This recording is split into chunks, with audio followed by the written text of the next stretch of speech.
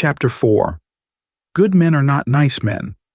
The way of men is the way of the gang.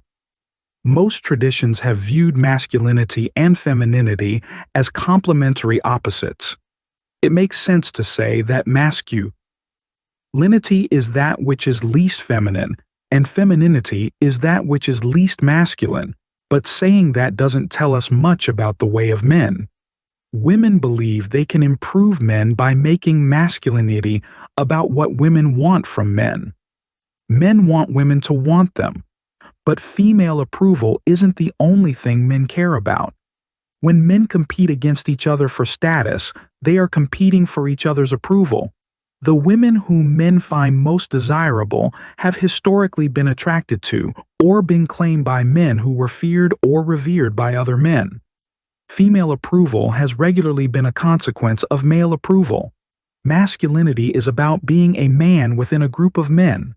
Above all things, masculinity is about what men want from each other. Jack Donovan, The Way of Men. Waste no more time arguing about what a good man should be. Be one. Marcus Aurelius, Meditations. There is a fallacy about men, nice men. Men must be nice.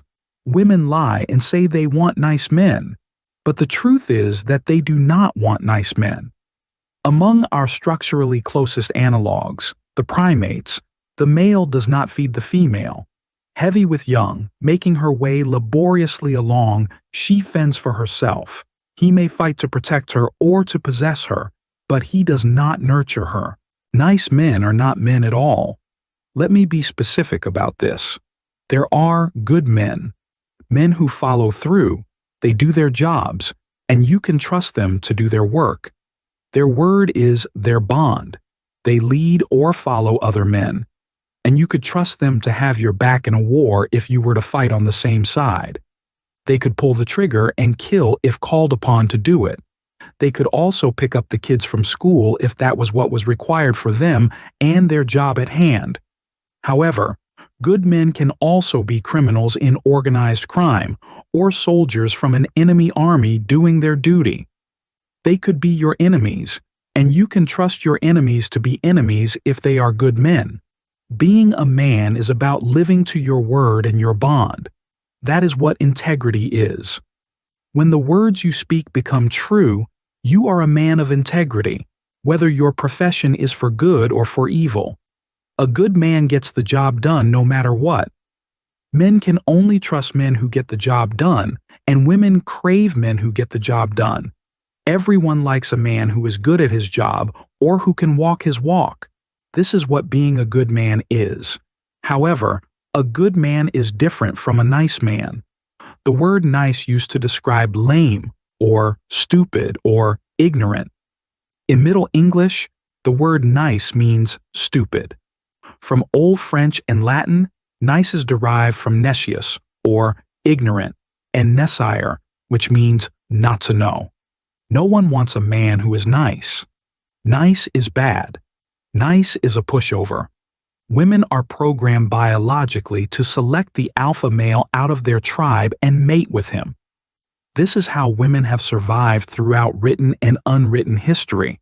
Out of the 50 men that a woman knows, she usually selects the leader of the pack to be her mate. If her pool of 50 men changes, she will choose out of the new 50 men. For example, we all know the prettiest girl in high school, the prom queen, the leader of the cheerleading squad, the most beautiful girl who has her choice of any man. In an almost cliché way, this young woman will choose the most alpha male man she can find out of her pool of high school boys. Most likely, he will be the best athlete of the highest prestige sports team. This is the way of life in high school. It's medieval in every way. Attraction is based on social stature and looks. It's primitive, much like medieval times. When that young girl graduates from high school and enters a new pool of men in college or university, she will typically break up with her boyfriend, who is no longer the alpha male in the new tribe, and she will select whoever the new alpha is, the associate professor, the old man professor, the new sports team captain, a med student, whoever she believes the leader of her tribe to be. If she's a party girl and in her early 20s in bars and clubs, she might find the alpha male to be a DJ, a drug dealer, a bartender, or a club owner, as those are the alpha males of the nightclub scene. When she graduates from university and enters the real world, she will give up on the losers in the club scene or the still-in-school boyfriend who has no money and go for a man who can handle responsibility, aka real money and economic support. Enter the doctor, lawyer, or businessman. Whatever is the new alpha to her, she will always choose the most alpha male of the tribe. If you are dating or married to a woman, you must be the alpha male of her tribe or you risk losing her. It's not nice. It's not fair. It's just biology. On the flip side, men are also looking for strong men to lead them. That basketball captain or football captain in high school is respected by the men of the high school tribe. In university, the professor, associate professor, drug dealer, DJ, and bartender are all respected by men in their own tribes. They are the leaders of their tribes. In the real world, the doctor, lawyer, or successful businessman is the leader of his male tribe. Both men and women want the leadership of an alpha male, a male who can lead the tribe to survival and success. He can bring economic gain to the men and protection and survival value to the women. This is hardwired into our biology. Men and women both want a strong man to be their leader. There is a case against patriarchy coming from the feminist camps inside of our society's think tanks, universities, that is seeping into our culture against strong men. Patriarchy, or to be ruled by the father, is different from a matriarchy, where a mother or woman is in charge. Humans have been a patriarchal society throughout history because the environments we lived in were hostile, violent, and dangerous. We needed strong men for protection. Even female leaders, if they ever managed to take on a leadership role in the tribe, take on such masculine traits that I would consider them to be playing the game of leadership as men rather than women. Such is the nature of the pecking order and competition for dominance of the tribe. To lead the tribe is a masculine trait. Women can do it, but they become masculine in the process. As the frontier of survival moves farther and farther from us every day, the need for patriarchs, warrior kings, and strong men to protect us has begun to evaporate. There are no raiding bandits, hostile boring tribes coming to kill the men, rape the women, and cast the children into slavery. Instead, we have weak men because we have a lack of need for strong men today. Women blame patriarchy for their problems and for power structures, but this just comes from having the frontiers of survival close to home. When there is physical danger, imminent danger, a strong man is needed to protect the tribe. A nice man can never be a leader. As Steve Jobs said, if you want to make everyone happy, don't be a leader. Go sell ice cream. Nice men can sell ice cream and be nice. Strong men are leaders. They might piss people off once in a while, get violent in words or actions, be mean, or make decisions that ensure the survival of the tribe. A strong man might have dissenters in the tribe killed once in a while as tribal and country leaders do around the world. He might have to set an example or instigate a public hanging to scare the tribe and make everyone act accordingly. Not everyone will like the leader. He is not nice, but he is strong, and he is a good man in that he serves the tribe and ensures the survival of the men, women, and children of his tribe. The real world is not a nice place. In fact, it is generally a hostile place. In the caveman days, a caveman from another tribe would bash your head in with a stick and take your woman as his prisoner, concubine, or slave. This was not good for you or for her. Today, we have much less physical violence in the civilized world, and as such, strong men have become less valuable in a physical sense.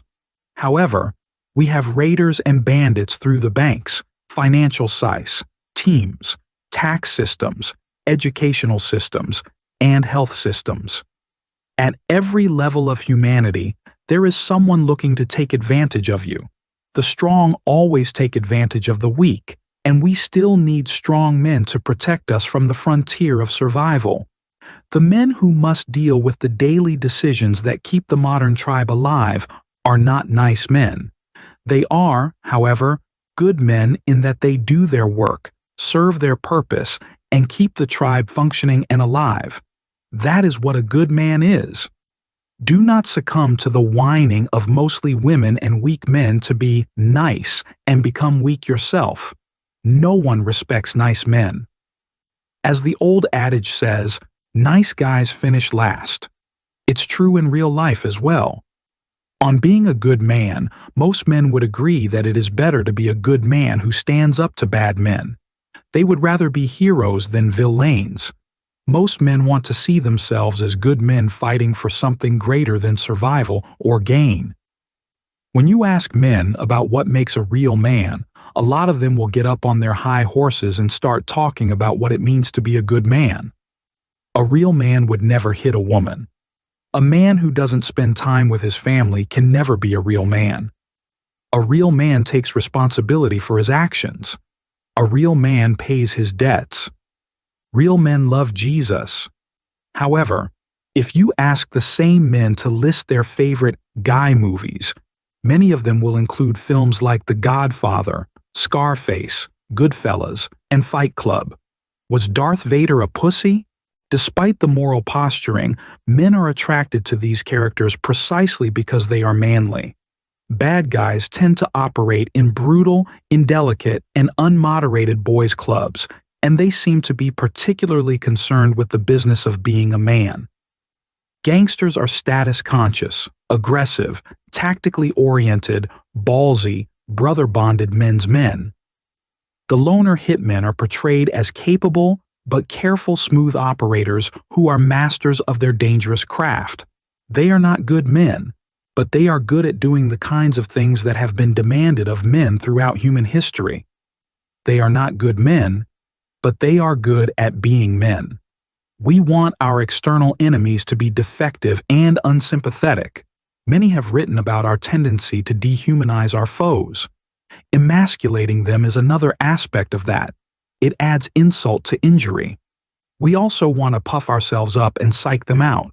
It's good strategy. Insulting a man's honor. His masculine identity is a good way to test him. It's a good way to get his blood up. It's a good way to pick a fight. We want our villains within to be equally unsympathetic. Portraying bad men as unmanly men is a good way to dissuade young men from behaving badly. Making your own cultural heroes seem bigger-than-life men elevates group pride and morale.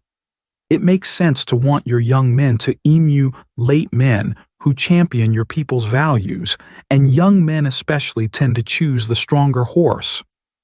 Jack Donovan, The Way of Men. I don't want to get nice men mixed up with merciful, kind, or generous. Those are all virtues strong men and leaders can have. In fact, kindness is a trait that both genders crave in a mate. Kindness is important, mercy is important, generosity is important, abundance is important, but none of this falls under the nice banner, which is pure weakness. Don't mistake my kindness for weakness. Al Capone. Kindness, mercy, generosity, and abundance are all coming from positions of power and strength, not of weakness. Power and need are inverse of each other. The more power you have, the less need, and vice versa. Good men are powerful, nice men are needy. Feel absolutely no obligation to be nice as a man, but aim to be kind instead. Aim to have manners and be a gentleman, but do not mistake kindness for weakness. To be a gentleman is to be kind and courteous, sportsmanlike, and gentlemanly. This is powerful. To be rude is not necessarily manly, but there are times when a good man will have to be rude and exert force either verbally or even physically to maintain his alpha position. The best revenge is to be unlike him who performed the injury. Marcus Aurelius, Meditations. Be fair, be courteous, be generous, be kind, have sympathy, and have compassion, but always come from a position and vantage point of power. Power is the ability to get things done. Never come from weakness, want, neediness, nicety, or fear. Men and women do not respect those traits. They never have and they never will. To be a man is to be strong and powerful. To be weak and nice is an unmanly pursuit. Being a good man is about being good at your culture's idea of manhood. If you are a man in a primitive jungle tribe, being a man means being able to hunt successfully. Being a good man in suburban America means holding down a job to support your family and fixing things around the house. If you are a single, young man, then it means being adept at interacting with women. Being good at being a man is like filling a job description as defined by your culture's needs and wants. The jobs your culture wants done will define what it means to be a good man. A man can fail at his job of being a man but still be a good person. The word person is important because it is gender neutral. What makes a good man and what makes a good woman are different things altogether, and this creates confusion for men. Is manliness so flexible a concept that a community can rewrite the job description however they wish? Not if we accept any model of human nature that acknowledges differences between male and female psychology. Over the past few decades, Americans have transitioned to a service economy, and educators treated boys like naughty girls with attitude problems. Males have become less interested in educational achievement, less engaged in political life, less concerned about careers, and more interested in forms of entertainment that feature vicarious gang drama like video games and spectator sports. Further, if the job description of being a man is written in such a way that the qualities which make a good man are basically identical to the qualities that make a good woman, then those qualities are more about being a good person than anything else. It is good to be honest, just, and kind. But these virtues don't have much specifically to do with being a man. Manliness can't merely be synonymous with good behavior. Jack Donovan, The Ways of Men. If we gender neutralize what makes a good man by saying what makes a good person, this confuses men even more. The change is backwards and leads to men trying to live up to a false set of ideals or even finding meaninglessness in the distinction of being a man versus a woman. It leads to the reversal of masculine and feminine energy, men trying to act like women, and general confusion. Women don't want other women. They want men, good men, strong men to lead them and their tribes to survival and a point of thriving. But what happens when the man who wants to feel useful ends up feeling used? What happens when the system no longer offers men the things they really want? How long can we expect men to perform tricks like a dog for a pat on the head? How long until this neglected, kicked, starving dog turns on his master? There is a difference between a nice man, a good man, and a man who is good at being a man. Being a good man traditionally has to do with ethics, morality, religion, and behaving productively within the framework of your civilization. Being a good man may not have anything to do with how to survive in a survival scenario. It's possible to be a good man without being particularly good at being a man.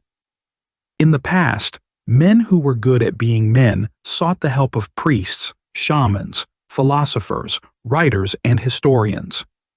Men of action needed men of words, and men of words needed men of action. The philosophers used to be warriors, and the warriors philosophers. Both sides needed one another as a marriage between action and abstraction. Sadly, this relationship has been lost. Being good at being a man is about being willing and able to fulfill the natural role of men in a survival scenario. Being good at being a man is about showing other men that you are the kind of guy they'd want on their team if the shit hits the fan. Being good at being a man isn't a quest for moral perfection. It's about fighting to survive. Good men admire or respect bad men when they demonstrate strength, courage, mastery, or a commitment to the men of their own renegade tribes. A concern with being good at being a man is what good guys and bad guys have in common. Jack Donovan, The Ways of Men. A distinction forms. To Jack Donovan, there is a good man and there is good at being a man. A good man will fit into the abstract of his morals, ethics, religion, and civilization. Then there are men who are good at being men, which fits into the framework of a survival scenario. A good man, as Jack Donovan defines it, is more like the way I define a nice man above. Gangsters, criminals, pirates, thieves, and raiders are good at being men, but maybe aren't good men. I would argue that human nature knows no morals and ethics, and that morals and ethics are only weapons used by one tribe to attack another tribe. One man's terrorist is another man's freedom fighter. Morals and ethics seem to go out the window in a survival situation or a dog-eat-dog world, so I'm not convinced that we can include them in the base definition of a good man. To paraphrase Captain Jack Sparrow, you can always trust a dishonest man to be dishonest. It's the honest ones you have to watch out for. Nonetheless, men who are good at being men ensure the survival of the tribe, fight on the frontiers, and do their jobs. Whether for moral good or evil, they do their jobs and live their purposes as men. As a student of human nature, I note that there are no universal morals and ethics across tribes. We often have moral standards for ourselves that are vastly different from the moral and ethical standards against which we measure our enemies. I separate men into two camps, good men and nice men. I set morals and ethics aside because they change from group to group and from situation to situation. Donovan separates men into two camps, good men and being good at being a man, which separates morals and ethics from the act of survival as a man. Using either my or Donovan's framework, there is indeed a separation between men who serve their purpose, no matter how violent or dark they must be to fill it, and the idealistic man who has been neutered to be nice, civilized, or good. Men like that would be murdered first in a survival scenario when pitted against a man who does his job, survive at all costs. To protect the interests of the powerful people who run our highly civilized, regulated world, men and women have been mixed to discourage gang formation. The government is the reigning gang, and they don't want any rival gangs rising to compete with their power. Feminists, pacifsts, members of the privileged classes know that brother-bonded men who are survival-minded and good at being men will always be a threat to their power base, but forget at the same time that some of these men are needed for survival of the tribe. There is a call in the United Nations to do away with outmoded stereotypes of masculinity as if manhood was last year's fashion statement and gender can be easily switched like clothing. To protect their own interests, the wealthy and upper classes have used feminists and pacifists to promote a version of masculinity that has very little to do with being good at being a man and everything to do with what they call a good man, or, in my words, a nice man.